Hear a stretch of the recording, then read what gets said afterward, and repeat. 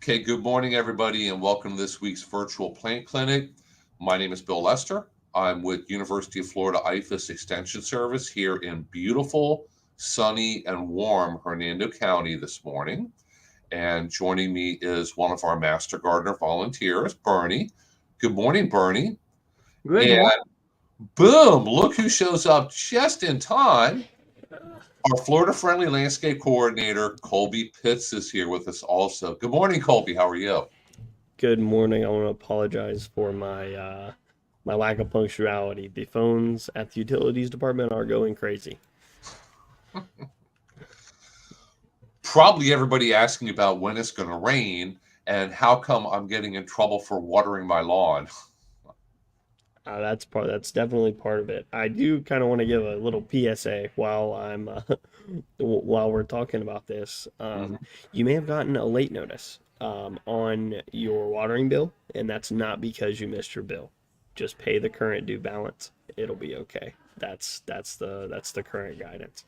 It's just kind of going over with the billing issues that we had in the past few weeks. So that's for Hernando County residents. Just excuse me, be sure to pay attention to how much you actually owe, the current due, and don't worry about the past due balance that'll be rolled in. You were unable to do it with even with your auto pay. It just didn't go all at the same time.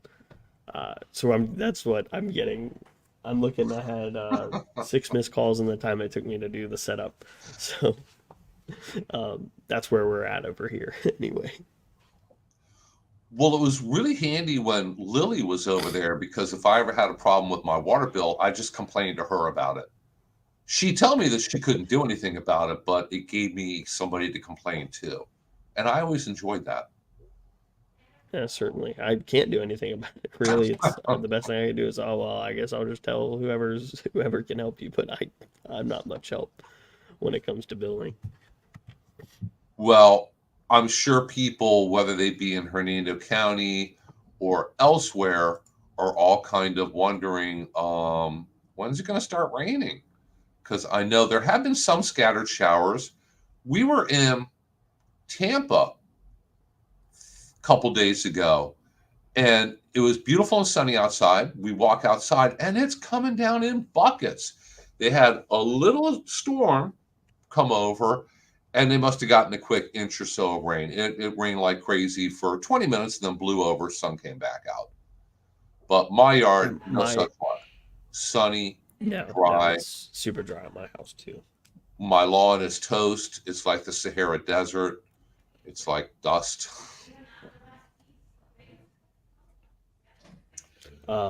It's funny you mentioned the little pocket showers. My little sister graduated high school yesterday, and this past weekend we had her graduation party. And we were looking at the forecast, making sure with the time it's like, oh, it's not gonna rain. And then, sure enough, right as people are there, everyone's outside having a good time. And I look on the radar; it looks kind of rough outside. I was looking at the radar, and there is the smallest patch of rain. It's like just over my mom's house and nowhere else. I was like, oh, well, that's just goes to show you Yep, can't you plan got that anything. 10% chance. It's got to rain on somebody. So maybe it's going to be you. Maybe it won't be you for quite some time, but it will begin raining eventually. We're technically rainy season begins June 1st, but it rarely starts on June 1st. Starts a couple weeks earlier, a couple weeks later, varies a little bit. Don't worry, it'll rain eventually. Until then, you're going to have to water things, whether you have a vegetable garden or a lawn. Here in Hernando County, we are under once a week irrigation restrictions. So you can only water that lawn 1 day a week and on your day. And it's between what, 6 p.m. and 8 a.m.? You are allowed to water either before 8 a.m. on your day, so that's 12 a.m. to 8 a.m., or after 6 p.m. to 11:59. You cannot do both. So you discourage watering from 6 a.m. until 8 a.m., like the whole time period. Well, That'd be in a little bit between, too much water. in between, yeah, yeah, definitely, definitely, definitely. Mhm. Um, You got to remember. I think it's really important. Um, Remember to calibrate your irrigation systems. It's really not that hard to know how much water when we're talking, like inches of water that you're putting down. Um, and Something that Lily left over for me are some tuna cans that I have in a cabinet behind Hmm. me. And a really easy way to do that is you spread those tuna cans out in an area around in one of your irrigation zones. Let it run for 10 minutes, and then you can stick a ruler down in those tuna cans, and however much water is in that tuna can, that's how much water you're putting down. And maybe one of you guys can remind everybody about how much per watering event we're looking for them to put down on. Half inch to three Um, quarters of an inch. Yep. Less than a half there inch, you you go. don't water deep enough. More than 3/4 of an inch, you're wasting money. So, There you go. So And very important that you go out there and check those sprinkler heads and check your system on a regular basis. If you have a service that cuts your lawn and it's a nice young man, a really huge riding lawnmower, they put a beading on your sprinkler heads. So you're going to have to check them frequently because they get broken, they get bent, they get pointed where they should be watering in this direction, they're watering in a different direction. You're just going to have to go out there and check them. Otherwise, you're running your irrigation and you're not putting water where you want to put it, or you have a little volcano or fountain in the middle of the night shooting water up 20 feet in the air. That happens. These things are just made yeah. out of PVC. They break pretty easily. yeah, Last especially year it, if you're it it didn't start raining until the third week of June, and then it rained so much that we ended up that a lot of plants got damaged from overwatering. And you have to remember that the visual symptoms of overwatering and underwatering are pretty much identical. So Mhm. you can't really look at the lawn and say, oh, it's got too much water or too little water, unless you know exactly what's been going on. So uh, if your yard is full of plants that are only there when it's wet, you're probably watering too much. And if it's uh, like an oasis, and every time the dog walks across the yard, there's big cloudy footprints, little clouds of dust underneath him, it's probably too dry. But other than those conditions, it's really hard to tell. The top couple of inches dry out pretty quick. So that's the reason you need a half inch. A half inch will provide water down to 8 inches. 3/4 of an inch will provide water down to about a foot, and then beyond that, you're not adding any additional water as far as usable water for the plants. But remember, uh, once if you underwater, once it dries, the top couple of inches, if the plants don't have a good root structure, uh, they do start to suffer. So a lot of people have that problem that they um, keep the grass mowed real short. And if you do that, the root structure stays real short. So if you mow St. Augustine at 2 inches, the root structure is only 2 inches long. Hmm. And the top 2 inches dry out in a day or two, and it no longer is getting water. So the big trick on a St. Augustine lawn is mow it at 4 inches. You get an 8 inch root structure, and the once a week watering works. If you don't mow it correctly, then it always looks like it's because it's not getting enough water, and it's really not getting enough water because you mowed it too short. So Yeah. that's my tip for the week, for the month, for the year. Mow the grass, mow the St. Augustine at 4 inches. That is so depressing to have people come in, bring a lawn sample, and they say, "Oh, we've been mowing at 4 inches, and I put a ruler on it, and it's an inch and a half." So, guys have lied historically about how long things are. Period. So, get a ruler, check your We lawn. have them here. We have We them in all our have a office. little star on here, a I don't have little one in star reach, but I at have the four visit. inches. Stick it down in the ground, and if the grass doesn't come up to the little star, you've got a problem. We even show you where 4 inches is. So when you put this down, the grass should be technically this high. And that would be a good deep St. Augustine lawn. So from the ground to the top of the blades, after you cut it, that's how St. Augustine is. We don't make those rules. That's just the nature of that species of grass. It grows healthier and better and stronger when it's taller. It'll make deeper roots, which helps, during dry times. And a lot of good things happen when you cut that St. Augustine high. It shades out a lot of the weeds because a lot of weeds stay right at ground level. So it shades them out and they're not going to get a good start. The grass will get thicker and help to push the weeds out so the weeds don't have room, bare dirt to germinate and get started. And that's the key to a healthy St. Augustine lawn. So many people want to start with water and fertilizer. That's usually not their issue. It's not a shortage of water or a shortage of fertilizer. Cutting too short, cutting too often, parking vehicles on St. Augustine, broken irrigation, the neighbor's dog always using the same spot in your front yard as a little bathroom.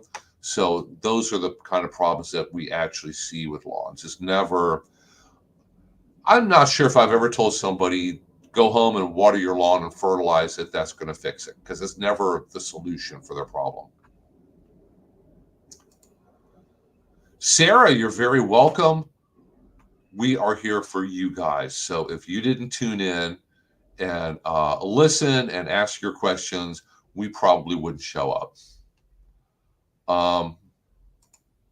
Here's a good question from Cassie. Are there seeds of some sort that can be put down for a good grass alternative? So any ideas, guys? Well, there's several things you could use as a grass alternative.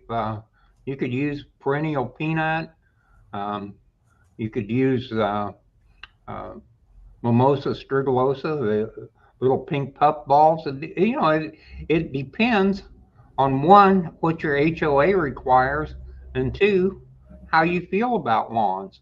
Um, you can go buy wildflower seeds and have a wildflower lawn, and there's absolutely nothing wrong with that if you like it. And You got I to like remember to this field book where you just go in and you keep it mowed and let things grow that want to grow. There's a handful of things that you want to get rid of. You don't want thistles. You don't want the little thing with the uh, little thorns on it, the little balls with the thorns. sand spurs. So those Nobody kind of wants to answer first. no, you get rid of. But uh, for the most part, if you just let things go, you can mow it and mow it a little high and it'll be green. We call those 30-30-30 lawns. At 30 feet, 30 mile an hour, they look pretty good. They look nice and green, and nobody knows the difference. So depends. You have to remember to kind of what you're using what you're using it for, because things like perennial peanut sometimes don't stand up to being trampled all over all the time. So if you got a couple kids outside playing football or something, perennial peanut might not be the best option. Sometimes grass is the right plant, but that's you have to take in what you're planning on using that area for when you're making your plant choice. The And big maybe thing. Go ahead, Bill. maybe you can have just a small area of grass for the kids to play on, and then larger areas with ground covers and filler material, because that's going to be a lot easier to maintain and keep healthy and manage than a huge lawn. I see a lot, not nearly as many houses anymore, but still a lot of houses where, oh my God, it must be like an acre of grass out front.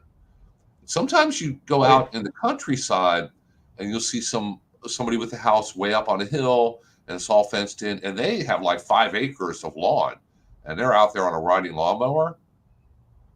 Oh my God, I wouldn't do that. I would either get farm animals to eat that grass, or I put in fruit trees. I'd do something. I would not be spending days out there cutting acres of grass for no good reason. It doesn't seem to make a lot of sense to me, but you need to think about what your goal is first. When it comes to ground covers, I put a link in the chat. And if you go to YouTube and look in the little search bar for Hernando County Government, they have a YouTube channel, and they're under the Florida Friendly Landscape playlist. All kinds of videos and recorded classes on lawn and turf grass substitutes and different things that somebody could use as a ground cover to replace a lawn with. You know, we really don't also, have many choices in lawn and grasses. So the St. Augustines, which there's a half a dozen, 3 or 4 of which are readily available. The Bahias, there's a couple. The Bermudas, there's several of the Bermudas, improved Bermudas, none of which are truly great lawns. But you know, if you take 1 or 2 of those lawns and mix in some of these other things, there's some clovers now that there's some white clover that actually will grow here in Florida, and overseed in the winter with some rye. You can have a nice green lawn year round, relatively low maintenance. It's not going to be a beautiful grass, but it's going to be a nice lawn. And you know, there's a big difference. If you are somebody that has $1 million home and you want a really nice look, it really makes sense to spend the money and do the lawn. I mean, spending $1,000 on a lawn on a $1 million house makes sense, but spending $1,000 on a lawn when you've got $150,000 2 acres really doesn't make that much sense. So, you know, why add irrigation expenses and all those other things when there are some things you can do, and it just depends on how you were raised. I wish I could find a house on 2 acres for $150,000. Well, I'm looking at the people that bought 20 years ago. Yeah. That obviously that's not a case now. But you know, there were people. No, I understand. You understand what I mean? We're not here for real manufactured estate home, advice. or one of those five should've- room block homes that Florida was Yeah. famous for. Back in 1958, giving away things here, my uncle built a subdivision on the east side of Orlando. The house is sold for $8,000, $9,000 with the patio, and $10,000 with the patio and the pool. Wow. Those houses are $270,000 now. I'm just amazed. But so if you bought a house 50 years ago, you really are in a position to sell, but you're going to have to die when you leave, because you can't go any place and replace them, obviously. No, I guess 20 years ago, instead of learning how to read or whatever, I should have been buying a house. The question on watering, the problem with the soil is that when it gets really dry, it becomes hydrophobic. It does not like water, and water doesn't go very far. The truth is, it's very, very difficult to break that condition. It's almost impossible using hand watering to do it, because you can't afford the amount of water it takes.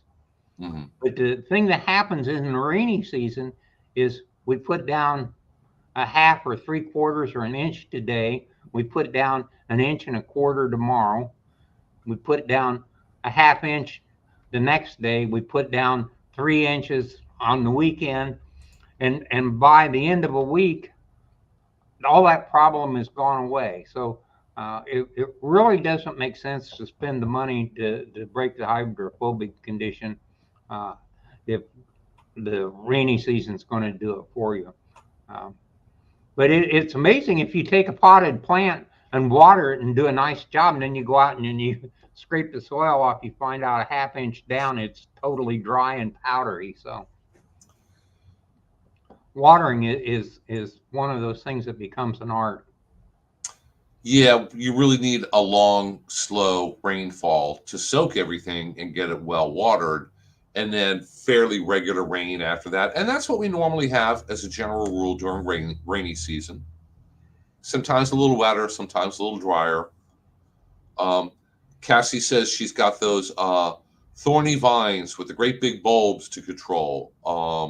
Yeah, I have them in my hedges in my front yard also, and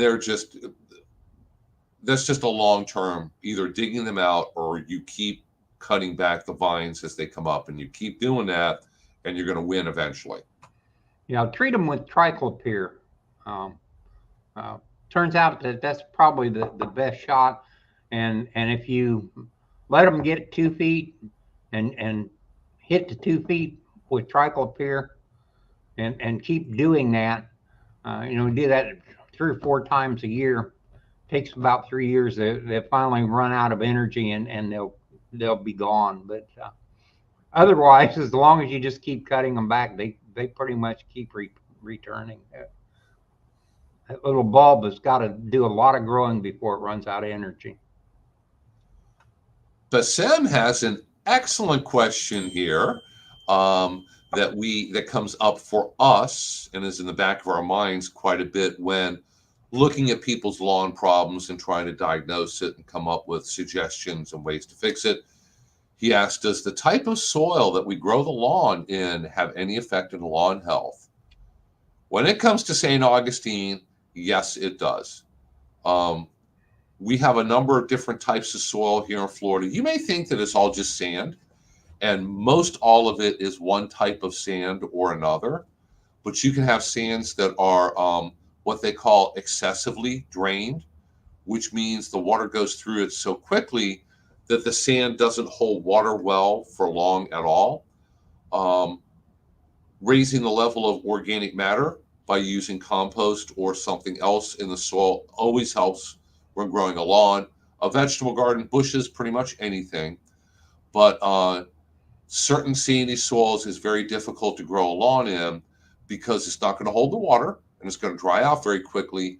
And it really helps to increase your disease problems. And that's a big problem that we have right here in Hernando County. Other counties are different. Other soils are different. Your soil might be different from mine, might be different from Bernie's. It varies quite a bit. There are areas in Central Florida where St. Augustine grows really well, and it usually goes down to the type of soil that you're growing it in, because some soils are just better for growing it than others. So yes, it does have a big impact. Also, the pH of the soil is very important. If you want to put in Bahia and you have a pH above 7, the Bahia is never going to work out right. Uh, Before you establish a Bahia lawn, you really should have a soil test, find out the pH, and if it's more than 6.5, probably should consider something else. We got a question from Chatting with Ales here. I think I'm pronouncing that correctly. Who has blossom end rot on their peppers and tomatoes, which is a very common problem. It is when you're growing tomatoes or peppers and the plants grow and they flower, and now you have tomatoes and peppers on the plants. The far side, so not the end that's connected to the stem, but the other end of the fruit gets a black or brown spot on it, which rots, and the tomato is going to be bad. That's from a lack of calcium. You can, when you fertilize the plants, make sure that you're giving it adequate amounts of calcium. You can spray it or treat it with calcium nitrate. That is a form of calcium that will help to turn around the deficiency. But any of the peppers and tomatoes that you already have on the plants with that spot, you can't like go back and reverse the spot or fix it or change it. You can treat the plant, make sure it has plenty of calcium, and that's going to then the new flowers that turn into tomatoes should not have that problem. That's a pretty common problem. Oh, Teresa is back here with us. I know she was busy doing something. So Teresa did put a link to a publication up there about some of the causes and prevention for blossom end rot. Something else that can cause blossom end rot is your soil may have plenty of calcium in it, but you have to have really good water flow through the plant to move the calcium up into the plant, all the way to the top, out the stems, through the fruit to the far end of the fruit to get the calcium there, because it's an important component in cell walls.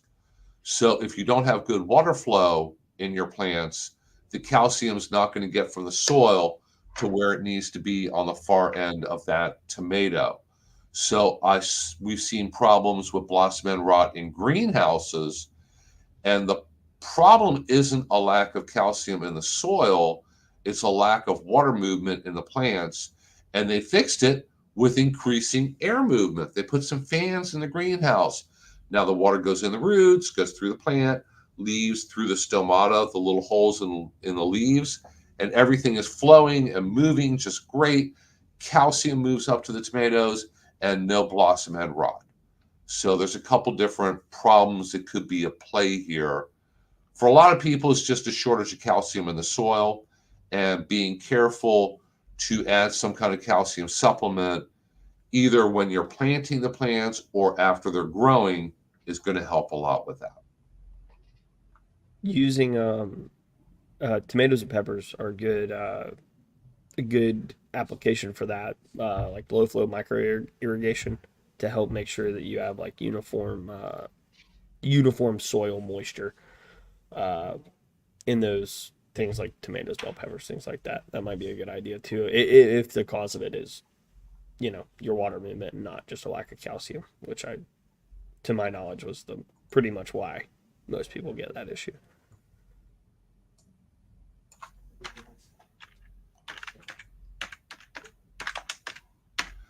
You guys go ahead and chat. I got to look something up here. Okay. Yeah, the blossom end rot thing, we usually get about a half a dozen people a season to call on that. And it's nice because that's one of the easier things to fix. And usually the people that haven't experienced it are in a panic situation. So you're able to really calm them down and leave them feeling good that it's not something that's going to take over forever. And it's curable, and it's easily curable, and it's common. So it is amazing how people that move here and start gardening actually panic fairly quick, because things that worked for them that they've done all their life up north now become a real serious chore. They don't understand what's happening, and they don't know why it's different than it was. And their lilacs died, and now their tomatoes aren't doing well. And so you go through the whole story, and everybody seems to understand and be happy. No, calcium nitrate is a mineral, and Yeah, inorganic.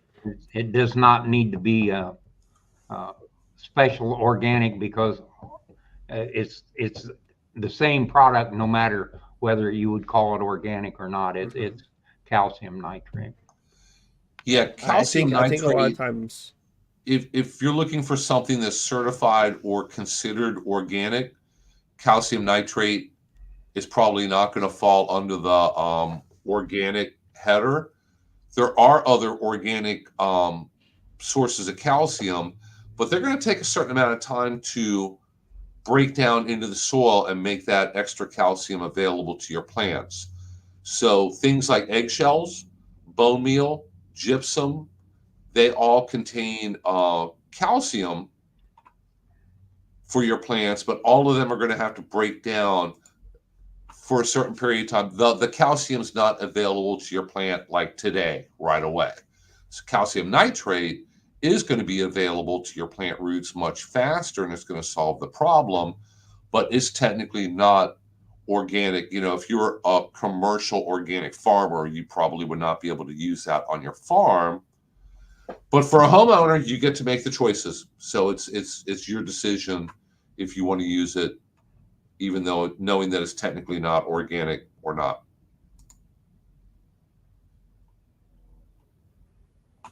Yeah. Okay, we got we have a lot of engagement here today. We're finally getting some questions. So here's one from Ian. I haven't read it yet. So he says, "Good morning, guys. Thanks for all of your insight. I have plants all around my pool area, such as palms, ferns, bananas, white bird of paradise, pentas, Trinette schefflera, hibiscus, and crotons. Sounds beautiful and sounds colorful and tropical also." He says, "Everything is flourishing except my crotons, which are darkening and dropping their leaves. It's my first time growing them, and I'm stumped. Any help would be appreciated."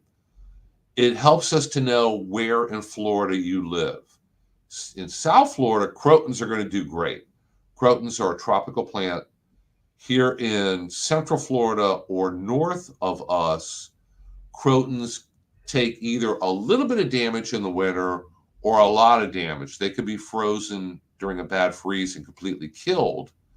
So crotons may have leftover damage from this past winter. They're losing their old leaves, and hopefully they're going to sprout new leaves and new growth now, because we're technically heading into spring and summer. If you live in Miami, your crotons shouldn't be doing this. So there's some other kind of underlying problem. Well, don't those croton leaves, as like the leaves mature, don't they start out pretty light colored and then they darken over time? Like and then when they're old, they darken and fall off. That's what I thought anyway. Yeah. So it may be, I mean, depending on how, drastic your leaf loss is, it may just be the life cycle of the plant. Yeah, and it probably is. And Ian's here, right here in Spring Hill. I always have to ask, because we have people on here from, oh my gosh, All over the Michigan place. down to Miami, basically, and everywhere in between. So here in Spring Hill, there's a good chance it's leftover winter damage, and it's just dropping its old leaves, because leaves have an expiration date. They're not good forever. So those crotons are going to drop some of their old leaves. Now your croton should have new growth and new little sprouts. You should see at the very top tip and any branches along the stem some new growth where it's going to get new leaves. Also, is the water from the pool getting on the crotons? Yeah, you have to always keep that in mind, because whether you have a salt system or a chlorine system, there's going to be chlorine in the pool. That's what kills the bacteria and keeps everything clean. So if that water is getting splashed out onto your plants, some plants are going to be damaged by that. Other plants, not so much. And it all really depends on the plant and its salt tolerance and chlorine tolerance. Sarah says that her crotons do that if they get too dry or too much sun. Yeah, crotons grow alongside of the highway in Costa Rica. I've been to Costa Rica, and it's pretty darn tropical, and you just see them growing like weeds in the woods and alongside of the highway. So they like it where it's warm, sunny, and wet and rainy. I've had them before, and they do fantastic during the summer when we get a lot of really regular rain. They do terrible in the winter when it gets too cold, and they don't do as well in spring and fall when it's dry and really sunny and hot. So giving them a little bit of extra water is going to really help, and hopefully they're getting some new growth and some new buds and new shoots on them. Yeah, I found that they were annuals most years when I was planting them. I really liked them, but I had a terrible time keeping them going more than 1 year. So they really hate the winters here. Yeah, I had a neighbor, and they treated them like annuals. They'd plant them in the spring, They look great all summer. They get freeze damage in the winter. They just rip them out and buy new ones and put them in. Boom, problem solved. They look great. Yeah. Start, and it really depends on what your goal is. And there's extra cost involved, but if depending on what you're trying to accomplish, maybe buying new ones every spring is going to accomplish that. Caring for them and covering them during the winter when it gets really cold helps to reduce that wintertime damage. Yeah, they don't like frost at all. No, they are tropical. So, and they will grow here in Hernando County. The further south you go, the better they're going to do. And for Buddy up there in the Panhandle, they probably need to be in containers and brought in during the winter, or plan on replacing them every spring. Yeah, and even Sarah says that she's in Brooksville and she feels like she's pushing the zone with them here in the winter. I always felt like that too. I had some crotons out by my pool, and the Hawaiian tea or Thai plants, the kind of pinkish leaf ones, they freeze every winter. Even if it doesn't get cold in the winter, it seems like they freeze. They are the first to get damaged on a cold night. So it's really, really pushing them also. All goes back to right plant in the right place, and how much maintenance do you want to put into it?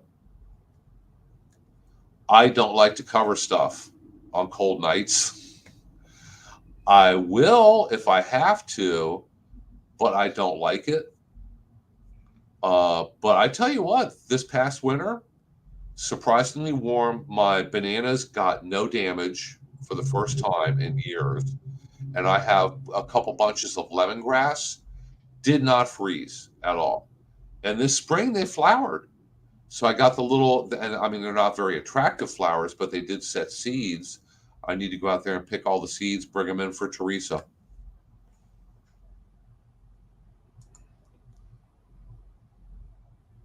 So yeah, those crotons can burn pretty easily.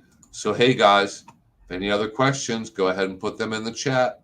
We'll try to squeeze them in this morning. You guys planning on being here next Thursday? I intend. Colby? He's checking his schedule. I have to look, actually. I'm trying to find my... I'll be on vacation next Thursday, so I won't be here. Well, one of the two of you has to be here for me to be here. So that's how simple it is. Yes, I will be here next Thursday. I knew I had one coming up that I wasn't going to be here, but that's not till the 20th. We're going to make him sorry that he's gone. I will be here on the 20th, so that's no problem. Okay. Okay, so somebody will be here next week, and I will be here on the 20th. So you're going to be gone for a couple weeks then? Oh no, let's see. What am I up to? I'm on vacation next week. The week after that, I'll probably be here, although I have to go to Pasco County in the afternoon. And then next couple weeks, I'll be here. 4th of July is on a Thursday. So, guys, we can tell you right now, we won't be here 4th of July. Oh, that's amazing. I will be outside with the grill, and hopefully everybody else will be also.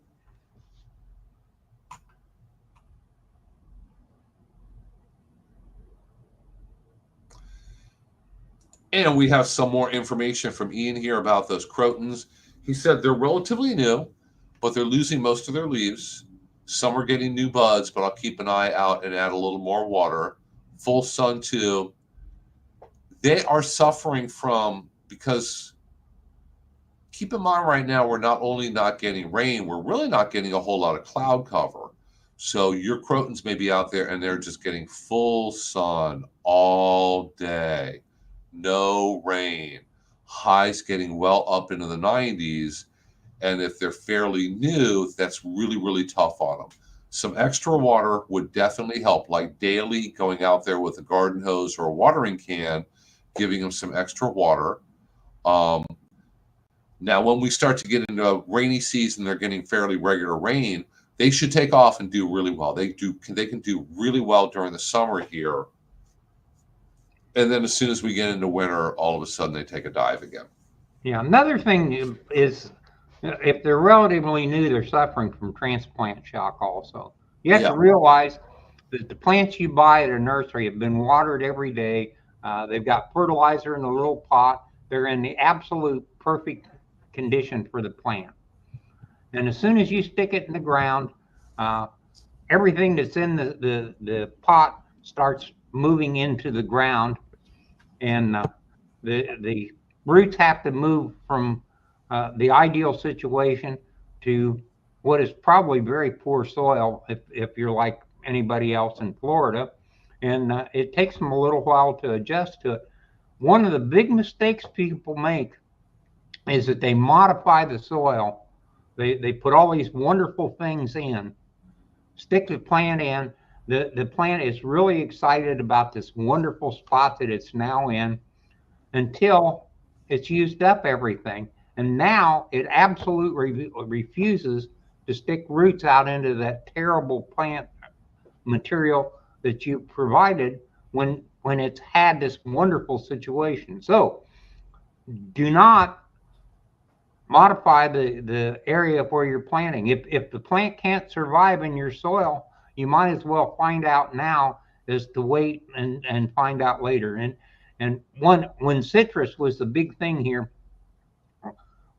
one of the most common problems we would have is people would plant them, giving them everything, and they'd plant them 6 inches or 4 inches deep. Well, a citrus plant, if you put it 2 inches deeper than it was growing, has a good chance of not surviving.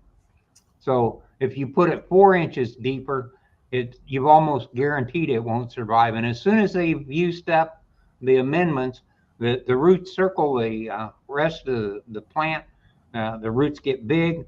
They squeeze off the entire system feeding the top part of the plant. The plant dies, and it's 3 or 4 years later. Nobody associates it with the fact that it was a planting problem. So yeah. it's important that you don't amend things, and that makes it everything go really well when you first plant stuff, but in the long run, it's a mistake. And the second part of the question here about rock or shell being used to mulch for landscape beds, you can use it. We recommend that you use it in moderation. You don't use huge amounts because that rock and that shell doesn't break down, so it doesn't build the soil up over time, over the years. It can heat up and get really hot. You can use landscape rocks or shells as kind of an accent spot. And a lot of times the shells, as they break down over the years, they can really raise the pH of your soil. Same with if you're using limestone rock, because that's what lime is powdered limestone rock. That's what we use to raise pH. So that can throw the pH off also. So rock and shell, I think, can look very, very attractive if it's a part of a well thought out landscape design or bed, especially out back by the pool. You have the gardens, you want to make them look really, really good, but just use them in moderation. Teresa put up a link to the fact sheet on Florida friendly mulches here to give you some other ideas. And as we start to wind it down here, Linda's magnolia does not bloom. Any ideas why that might be?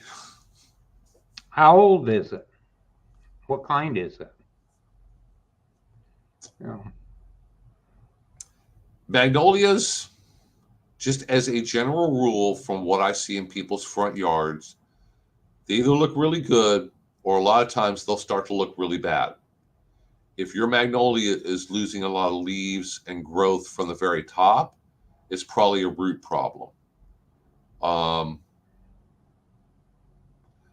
if a magnolia is in your yard and you have lawn around it and you water the lawn and you fertilize it with turf grass fertilizer and you have a service spraying for weeds, that can all impact and affect any tree. Magnolia, oak, um, hollies are especially susceptible to herbicides, so that could be an issue also. Magnolias probably are going to bloom really well one year, the next year not as well. So it can be an alternating flowering issue. So there's a lot of possibilities for magnolias. Here we go. The magnolia is surrounded by pine trees. So if it is in a woodsy environment, so on your property, but more in the woods as opposed to in the middle of your front lawn, um, might not be getting enough sun, enough light. Magnolias do. If we all go out on a hike in Hernando County today, you're going to see pine trees. You're going to see magnolias out there growing in the forest also. So they can survive, with other trees. One other thing is that if this is a native magnolia, they don't bloom like the uh, custom varieties. So if you have one of the name varieties with the brown under part of the leaves, and those have been uh, bred to have a lot of showy flowers. If you have the native, which has the green leaves, green and silver instead of green and brown, they're not very showy. You get a few flowers, but you don't really get uh, the big showy flowers. Okay, um, Again, it's it's not going to very, flower consistently the same yeah, each and every year. yeah. Do you know whether it has the green leaves, green silver, or is it green brown? If it's green brown, it should flower at least every other year if it's been there that kind of age. If it's green silver, it may be flowering just a few flowers, which is kind of natural for the native uh, magnolias, and it really isn't a problem. It's just not showy. By the way, one other thing about magnolias is that they suffer damage really quick when you limb them up. Uh, Green silver. That's not going to be a showy plant. That is pretty much the native magnolia, and it'll only have a very few flowers, and they aren't showy. You won't see them.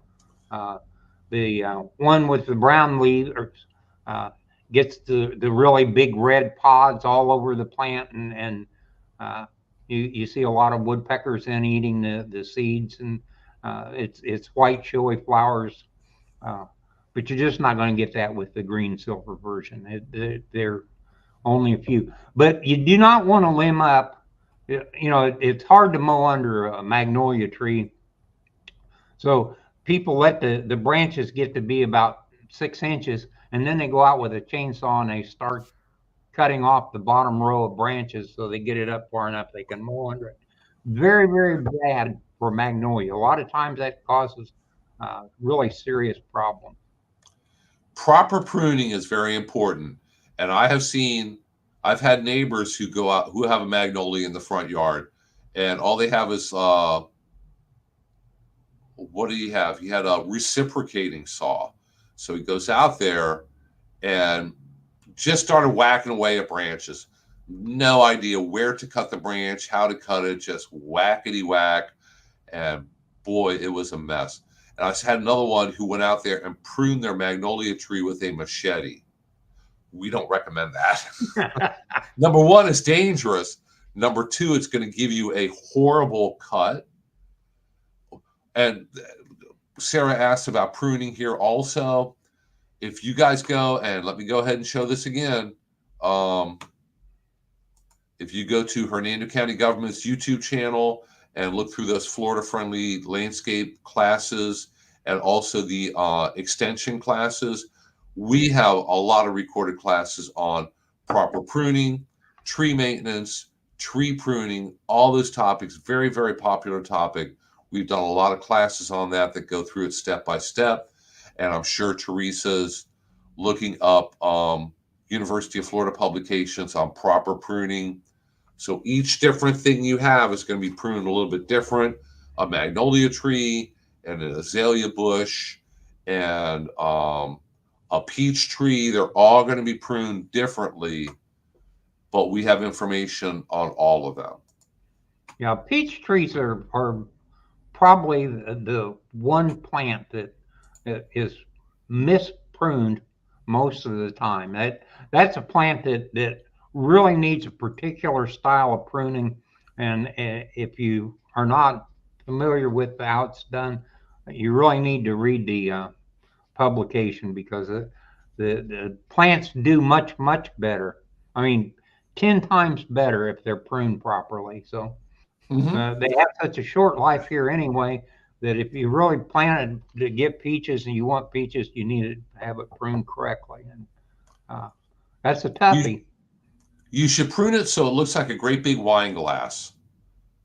So very very important. You start when it's young. You take off that top main leader. You chop it off. It's going to get side branches. You want them to come up and make like a wine glass and keep it fairly empty in the center. Lots of sunlight, fresh air, sunshine, breeze blowing through it. If you're ever wondering about those things, if you go to, I don't know if we have any right around here, but I know they're in Central Florida. You pick peach places. Oh, there is one in Pasco County we've been to. So go to a well run you pick farm for peaches or whatever you're growing, blackberries, blueberries, whatever it might be, and get an idea of how they do it, how it should look. Hopefully, they're doing it correctly. And like I said, look up University of Florida publications. If you Google Ask IFAS, that's Ask IFAS. That's University of Florida fact sheets. And you can type in a little search box whatever you're looking for. Boom, they give you a listing of all the publications on it. So we got them on pruning landscape trees and shrubs. We have recorded classes. We have structural pruning. So that's very important for fruit trees. Got to start them young. And that'll put you all right on the right track for starting off on the right foot. You know, a lot of times we'll speak with people and they say, I want to start a big vegetable garden, or I want to start a farm, or I want to do this or that or whatever commercially. You need to sit down and look up legitimate resources and read and study and learn the basics and figure out, do I really want to do this? Do I have the money to do this? Maybe I should start with a business plan. That's always a very good idea, and put in some of the groundwork first. We can be very helpful for once you get started. If you run across a roadblock or a problem, or, oh my gosh, I'm growing persimmon trees. I started a persimmon farm or grove, whatever it would be called, and I have brown spots on my leaves. We can help you figure out what that is. It's just really hard for us to tell you in a reasonable amount of time how to start a farm or a persimmon grove or orchard or whatever that would be. You have to put in some legwork and reading and think long and hard. Is this something I want to go into and try doing? If you want to, that's great. But being successful at anything takes a lot of hard work, study, stretching. We've had a lot of those farms started. There was a big persimmon farm in the eastern part of the county, and the people found it was pretty much a money sink. I don't think that they ended up ever really having a decent year's crop that uh, paid back that year, let alone all the years that it took to get it to where it was a big operation going. But it was kind of sad because here a lot of beautiful trees, a tremendous amount of effort put in. They had several varieties. A couple of the varieties turned out, although they were recommended for this area, they really didn't work well in this area. They had some disease problems that nobody anticipated. So, you have to be really careful when you start talking about doing things commercially. It's like the fellow with the uh, finger limes that he had the right idea, but he had the wrong variety for here. Yeah, yeah, Well, I mean that there's a reason why so many farms are generational. Why you didn't start the farm, your great granddaddy did, and pass it down through because it's such a wide knowledge base. And then not only do you have to have the base knowledge of the plants, you have to have the base knowledge of your own land, and you have to know exactly what is going on there. And sometimes that takes 80 years of your family working that land to find out exactly what works and what doesn't. Um, you know, Godspeed to anyone deciding to start a farm. That is an endeavor for sure. But most people I know who are farmers, um, their daddy was a farmer, and their grandpa was a farmer, and his grandpa yeah. was a farmer. And it really helps to look to see if is anybody else growing this? Is anybody else Mm-hmm. doing this? And that's what This is probably a reason amazes why me when they're not. you're reading about like homeowner vegetable gardens and people want to try growing lettuce in August in the heat of summer or growing this or that, something that grows well here, but at a totally wrong time of year. It's like, if you go to your local farm, are they growing it? They're probably not growing, green leaf lettuce in July and August for a reason. And maybe if you read and understand why they're not doing it, you can come up with a workaround. Try it. Try growing it hydroponically inside or under shade cloth or water chill or something. You may be able to do it for yourself and your family and figure out a workaround. But please don't assume that, well, in New Jersey we grew tomatoes in from May through August. Nobody does that down here successfully. Yeah, it's I don't mean to tell anyone they can't do anything, but I don't think you're going to be the first guy to do it because you're definitely not going to be the first that's tried. And there's an exception to every rule. I guarantee you there is somebody here in Central Florida successfully growing apples. But out of everybody who plants an apple tree here, even if it's the low chill varieties, maybe 1 out of 100 gets any kind of worthwhile harvest. So you may be that one. You may be the lucky winner, but you may be one of the other 99 that your tree just kind of dies a very, very quick death. So what we've learned is do not go and try to start a lettuce farm in summer here. Don't put all your eggs in that basket. It's got a It's like big hole in the avocados. bottom. Sure. Well, Avocados are that way. One guy out of 20 gets an avocado tree. 19 people get to watch it die or not ever produce anything. So, but they keep trying it, and because they keep trying, occasionally somebody discovers something that works. So, yeah, I'm yeah. all for the trial. I'm just not for thinking that you're going to get rich commercially until we know for a fact that it works. And we got pretty much one final question here from Bassem. His mango tree quit fruiting. What can he do to make it fruit again? If it quit fruiting like it didn't fruit this year at all, flower or fruit, that's a problem. Mangoes, I know in further South Florida, I think Bassem lives in Seminole counties. He's kind of pushing the envelope with mangoes there.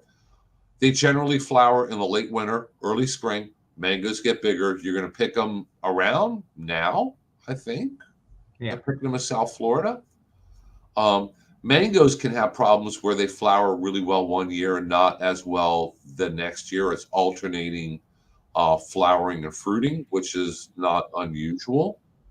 If your mango tree is otherwise healthy and growing well, if it did not if it didn't fruit this year, wait and see if it fruits well next year before you start making any specific decisions to get rid of it or not. If it has an underlying problem, a fungal disease, an insect problem, diagnose it and take appropriate action. But yeah, Seminole County is really kind of pushing. He said no flowers, so I assume that's no flowers this past spring. Yeah. Some of those plants that are grown commercially, in order to get a crop every year, they're treating them with hormones because it's like citrus. Citrus produces good fruiting maybe 3 out of 5 years naturally and a couple of off years. So if you're in the commercial business, they go in and they hit them with some hormone stuff, some chemicals, and they produce every year. Well, I get calls, people complaining, that the commercial guys have got great fruit every year, and I'm not getting it. I had a terrible crop this year. Well, that's the nature of the beast. So Yeah, I'm they not have saying that tools that mangoes aren't are that available to way, homeowners. but it's very possible that if it's not a fruit every year plant, that the commercial guys are in fact spraying it with something to keep it going. And Teresa put a link to a very good blog post about why do my mango trees not produce many fruits each year. That is from St. Lucie County, which is much more South Florida than Seminole County is. So the information would still apply, but you need to remember that you're throwing possibility of cold damage into the mix also. And if your mangoes get cold damage, that's going to really impact the flowering and fruiting. Although this past winter, I wouldn't think that you really suffered much cold damage in Seminole County. I know we really didn't in Hernando. Did you see anything frozen this year, Bernie? We had 3 hours below 28 degrees once. We had two hard freezes besides that. So altogether, we had three, not hard freezes, hard frosts. We had one freeze and two hard frosts. So, uh, and people another 5 or 6 miles east of me had a couple of hard freezes. So, uh, the farther east you went in the county, the more damage you got. But only 3 hours at 28 degrees. I didn't lose anything from it. Uh, the frost damage on the very first frost was probably the worst damage I had. After that, I didn't have any more. But if you have a frost when plants are first starting to set buds, uh, some of the plants that ends the fruiting season. Yeah. And that is enough to disrupt those tropical fruits, the mangoes, the lychees, all the other South Florida things. So hopefully the lack of flowering is just a temporary problem just for this year, and it'll perk back up and do better next year. So let me show everybody's contact information here if you want to contact us with any further questions, pictures, whatever it might be. And this is Colby's link tree, which has links to contact him and everything else with Florida friendly landscaping. Mm-hmm. Rainbow workshops, that type of stuff. We also have a event that we're, I guess, technically bringing it back. We haven't done it since Lou was here. Kind of a water conservation awareness type thing. I'm still trying to come up with a little bit catchier of a name, where we'll have, donuts and coffee and stuff here at the utility office, and we'll talk about, how to conserve water. So that's going to be coming up next month. So please stay on the lookout for dates and times and all. Was that the Friday, June 28th event? I think so. I think it is, yeah. Let me consult the. Yes, so Friday, June 28th. Okay. Bill will be there. I'll be there. I'm not sure what I'm doing yet. You're going to have to clue me in, but I'll be there. Buddy, you're not alone. We're still okay. I don't feel bad being in the dark then. No, And no. Sarah wants to know, is the compost class still going? Yes, the next compost class, which if you visit that link tree, it hasn't been posted yet, but if you visit Linktree, about 10 minutes after this ends, I'm going to turn it on, and you can sign up for it. The next one is... Next one's the evening class, I think. Yes, it is Monday, June 24th at 5 p.m.